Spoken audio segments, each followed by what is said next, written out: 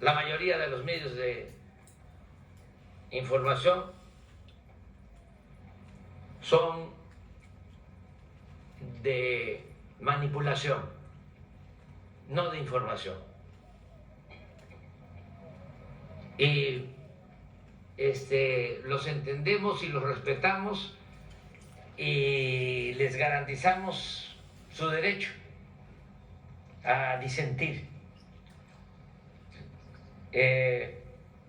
Y no vamos a reprimir a nadie. No vamos a censurar a nadie. Libertad plena, completa, absoluta para los medios de información.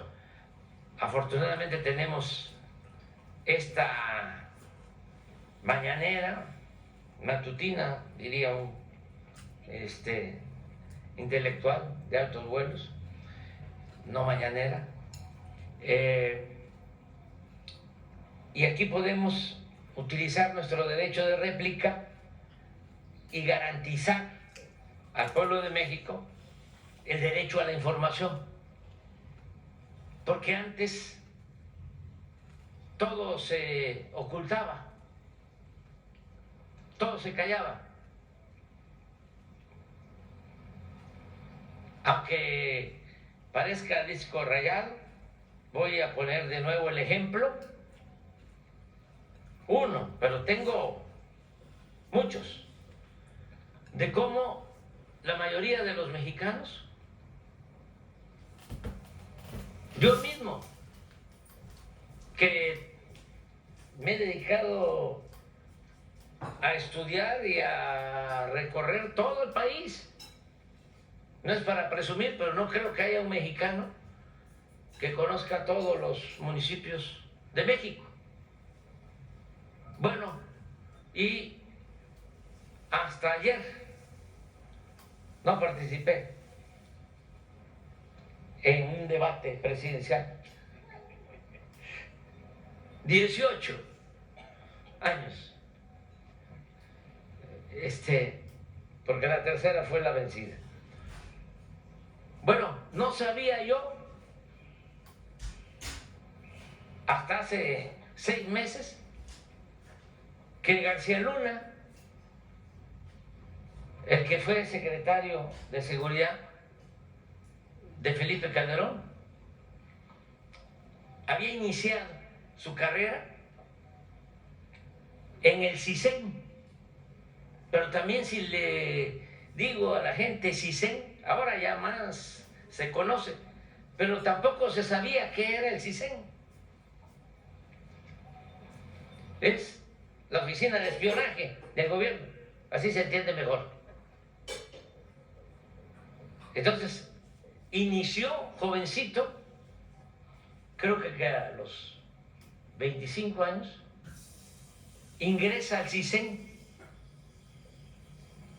en el gobierno de Salinas, 1989.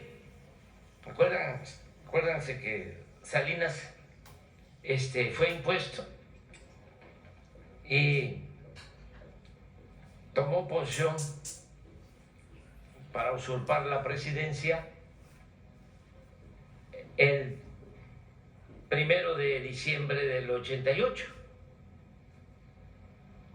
Y en 89 entra García Luna al CISEN de Salinas, al Centro de Espionaje de Salinas. Eso estoy seguro que nadie lo sabía. Bueno, pero tampoco sabía de que en 1994, 23 de marzo, que asesinan cobardemente a Luis Donaldo Colosio, hay un segundo tirador. No es nada más Aburto. Y ese segundo tirador pertenecía al CISEN. Y el que va a rescatarlo es García Luna, que ya para entonces era como subdirector, ya había ascendido, porque ya llevaba como 4 o 5 años en el CISEN.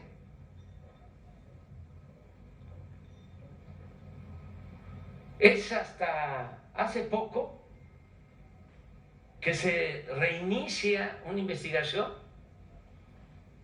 y la Fiscalía da a conocer esta situación, inclusive solicita orden de aprehensión contra el segundo tirador,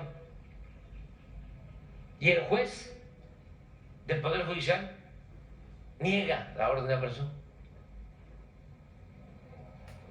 Entonces, ¿en qué país vivíamos?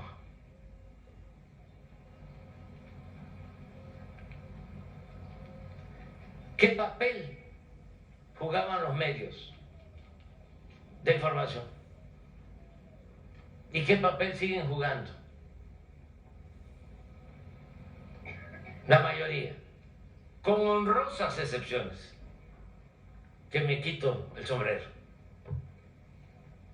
ante ellos. Entonces, sí, vamos a continuar con la misma política para contestar tu pregunta. Mira, esto se sabe poco sobre homicidios, por ejemplo.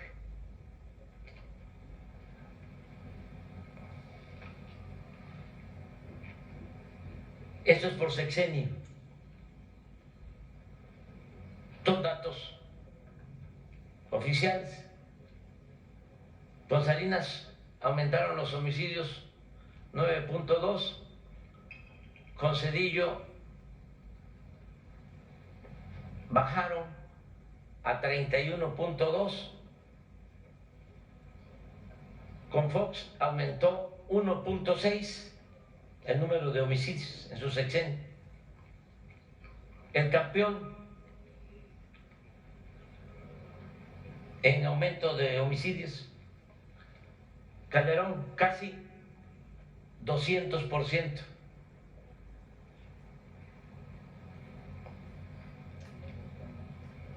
Eliseo Peña, 59% de aumento.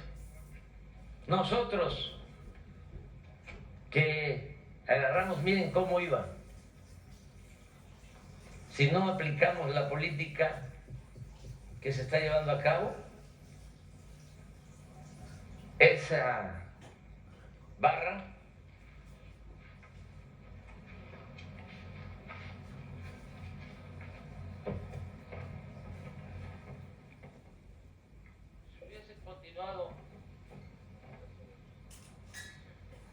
si hubiese continuado esta tendencia, estaríamos acá. Entonces, que no digan que no funciona la estrategia, si hemos logrado esto, en circunstancias muy difíciles, porque estamos hablando de décadas de impunidad, donde solo se castigaba al que no tenía con qué comprar su inocencia. Y así sigue todavía la política del actual Poder Judicial. Pero esto es en homicidio, 22% menos. Yo espero que si seguimos trabajando como estamos haciendo todos los días, voy a presumir, voy a tirar aceite, pero las circunstancias obligan. No hay en el mundo un gobierno que todos los días de 6 a 7 de la mañana lleve a cabo, de lunes a viernes, una reunión de gabinete de seguridad encabezada por el presidente y con la participación de los secretarios de Marina, Defensa, Seguridad Pública, Relaciones Exteriores, Secretaría de Gobernación. No hay. México. Imagínense si se iban a levantar temprano. Por eso ya cierro el paréntesis, ya dejo de tirar aceite. Entonces allá voy. Entonces, esta es una, como la siguiente, a ver, no, esto es de cómo estamos actualmente, de enero a febrero, pero la que quiero es la de secuestros. Este es igual, homicidios por estado. A ver, pon homicidio por estado, la que tenías. También eso es muy importante. Tiene que ver con lo que se dice en el caso de Sinaloa, por ejemplo. Estos son los estados con más homicidios. Guanajuato, Estado de México. Y Sinaloa debe estar. ¿Me ayudan?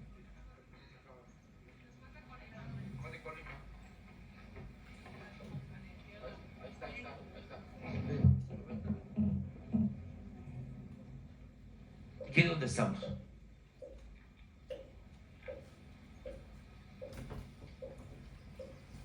Bueno, pero vamos nacional, y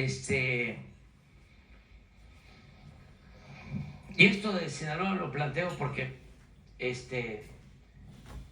sí hay problemas y se están enfrentando, pero no es para estigmatizar. Un estado que se dedica a producir. Es el estado que más produce alimentos en el país. De gente trabajadora, de gente buena. A ver, vamos con los secuestros.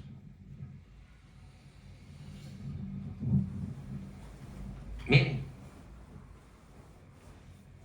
el gobierno de Salinas, también lo voy a repetir, porque no aparece nada, ninguna investigación, ningún reportaje, ni en el Universal, ni en el Reforma, ni en la televisión, ni en la radio. A lo mejor en el noreste sí, y algunos periódicos regionales. Pero miren, en la época de Salinas era pues muy notorio cómo secuestraban. Pero estamos hablando de secuestros como el de Senderos, de Joaquín Vargas, de Alfredo Jara Elup. Bueno, secuestraron hasta Fernando Gutiérrez Barrios.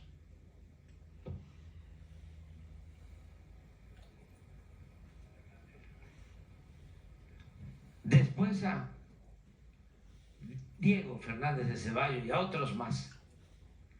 Imagínense, toco madera, ya por eso estoy contando los días. Imagínense, nos pasa a nosotros algo así, el escándalo, las 8 columnas en el Reforma, todos los editorialistas, todo el conservadurismo en contra. Repito, no los periodistas, no los trabajadores de los medios. Estoy hablando de los machuchones que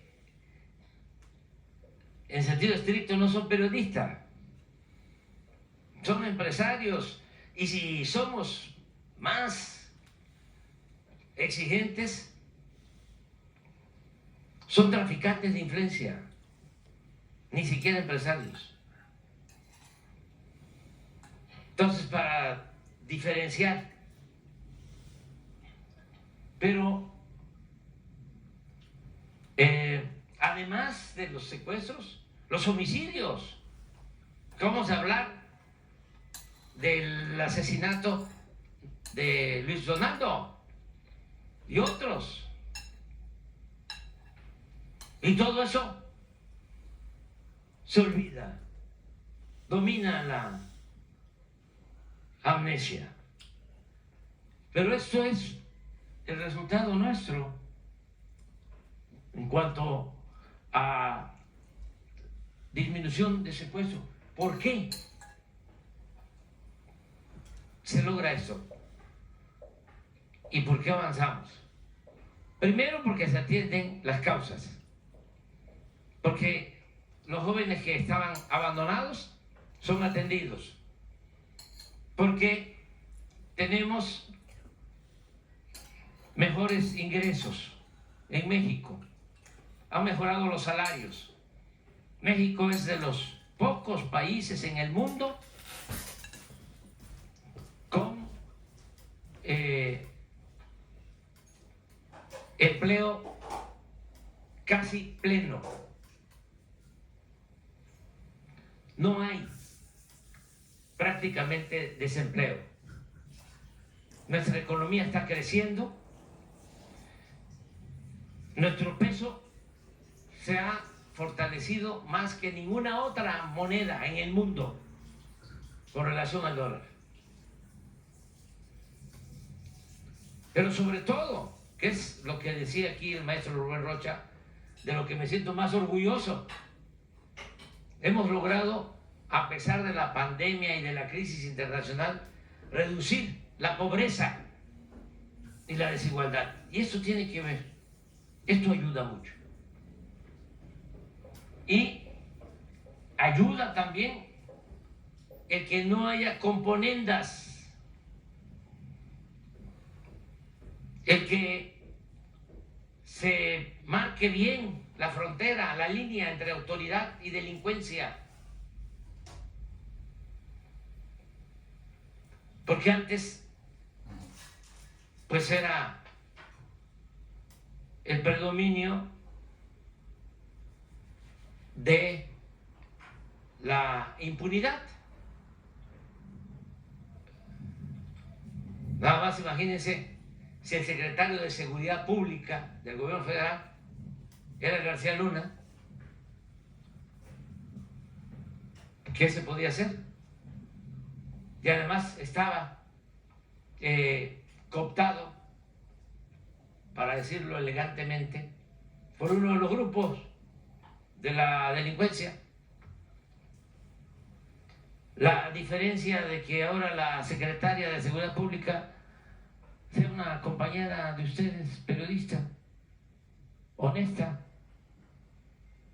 incorruptible. Ella es la secretaria de Seguridad Pública.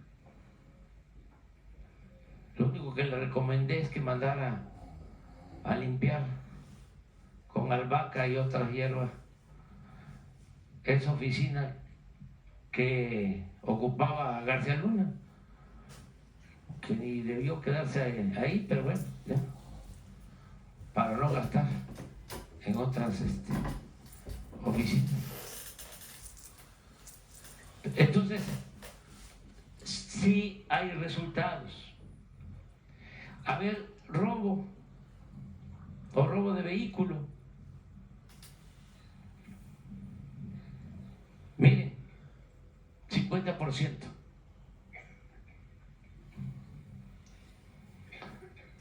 El robo de vehículo. Y el robo general, a ver, total, 30%.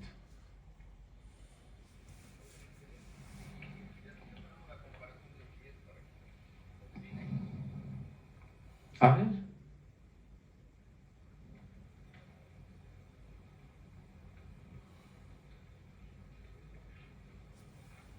¿Es eso? 10 años. 10 años. Hasta el 22. INEGI. ¿Y por qué no pones para que se tengan más elementos? Porque hay cosas que como no se difunden, ¿por qué no pones lo que opina la gente sobre su percepción de seguridad? El INEGI hace una encuesta periódica sobre esto y la tienen hasta el 23.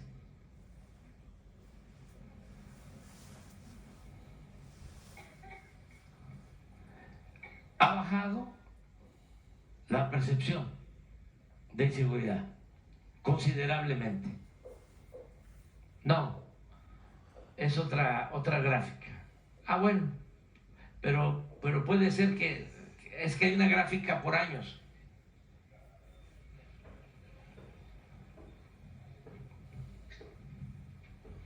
Esta.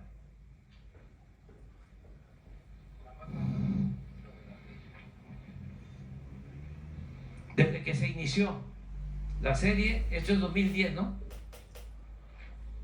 ¿O no? 13. La percepción. El robo es el total. Y esto es hombres y mujeres, ¿verdad? Sí. El rojo es el total y Este es mujeres, abajo hombres. Y este es el promedio. Es lo más bajo en 10 años de percepción de la gente. Y me da muchísimo gusto porque vaya que le meten a este tema. Han bombardeado en radio, televisión, sobre todo en la Ciudad de México, porque la gente está más indefensa, tiene que pasar mucho tiempo en el automóvil. Se pueden pasar una hora y le cambian de radiofórmula a imagen o a radio W radio y es lo mismo, tóxico. Y todo por los billullos, porque como ya no hay convenio de publicidad, pero no solo es el convenio de publicidad, son otros tipos de contratos, porque resulta que los dueños de estos medios de información, de manipulación, para ser más rigurosos, pues no tienen dinero, no obtienen ingresos suficientes por los medios, sino por los contratos que reciben del gobierno. Porque hay medios en México, por ejemplo, Imagen, tiene empresas, ya le habían entregado el contrato para hacer la pista principal del aeropuerto de Texcoco. ¿Qué tiene que ver un periódico, la radio, la televisión, con construir una pista de un aeropuerto? Pero no solo eso, ellos tienen hospitales privados, pero también construían mediante contratos hospitales públicos y había que estarles pagando una renta. Pero también hacían reclusorios, porque las cárceles también las privatizaron y había que estarles pagando. ¿Saben a razón de cuánto por preso? 5,000 pesos diarios por persona. Entonces, como ya esto cambió, pues no les gusta, porque se podría decir, a nadie le gusta que lo expulsen del paraíso, diría yo, del infierno. Entonces, eso es lo que sucede y por eso tenemos que estar informando constantemente. Y ahora sí, al doctor, usted infórmenos porque sabe más de los que fueron detenidos, desaparecidos.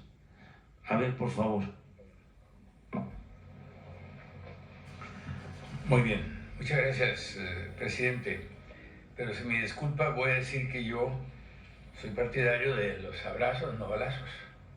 Yo como senador voté por la estrategia de seguridad que nos mandó el presidente, porque el Senado es quien aprueba.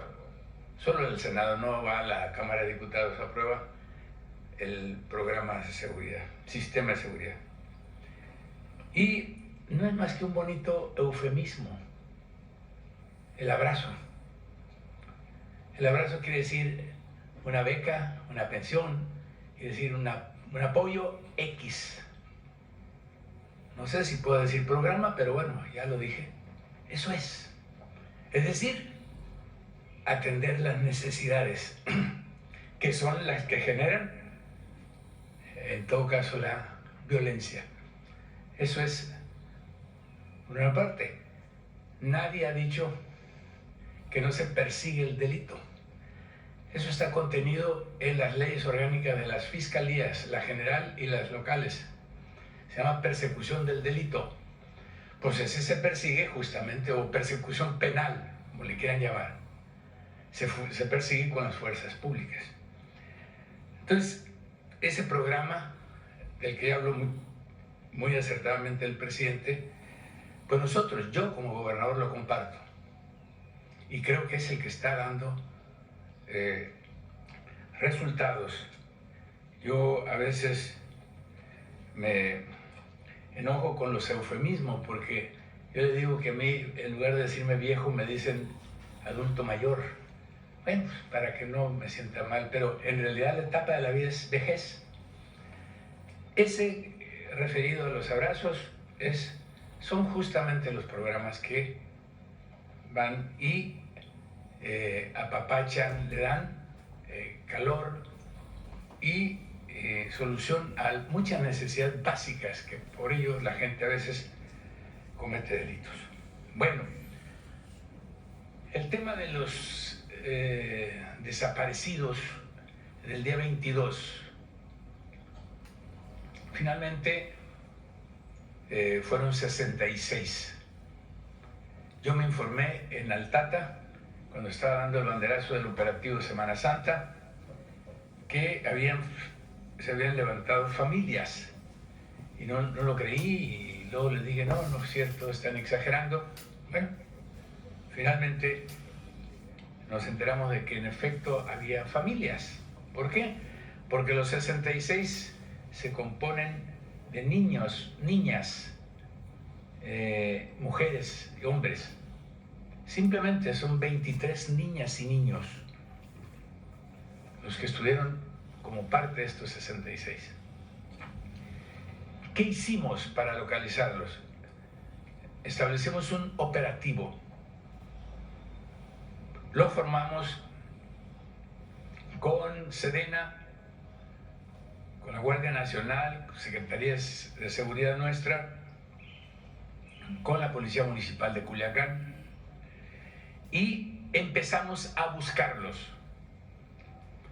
Y empezamos a encontrar algunos tips que nos permitieron acercarnos a las personas y a darnos una idea de por qué pudiera ser que ocurrieran esos hechos.